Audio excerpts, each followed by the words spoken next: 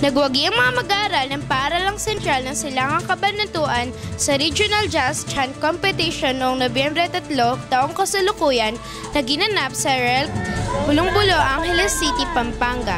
Sila ang nakakuha ng ikatlong karangalan sa 18 dibisyong naglaban-laban sa Reyon 3.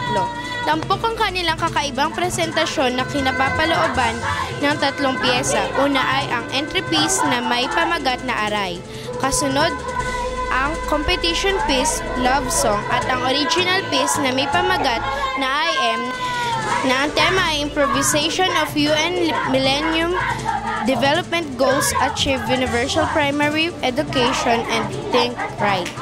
Ang jazz chant team ay binubuo ng 15 miyembro, babae at lalaki, mula sa ika-4 hanggang ika-6 na baitang.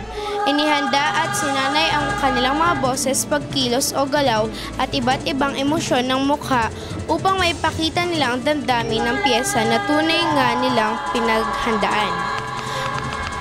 Ang mga batang kalahok sa pangrehiyong kompetisyon ay sina Amber P. Garma, Veronica Faye G. Pataksil, Shena Marie G. Narvasa, Patrice Kyla P. Jacoba, Roland Vincent P. Julian, Lemuel Kyle G. Runner, Ramley John G. Rivera, Naomi B. Lameg, Tiara B. Garma, Ianla Gabriel C. Capule, Arian Jean C. Fajardo, Ana Shalina A. Imata, Gideon Divina Gracia, John Paul Tumangan, at Chelsea Luis A. Moreno.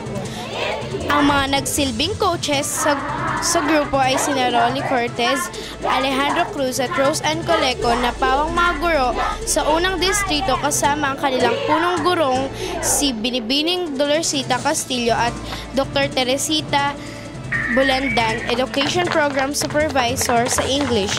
Sila ay mga nagsanib pwersa upang tulong-tulong na makamit ang tagumpay ng dibisyon ng Kabanatuan.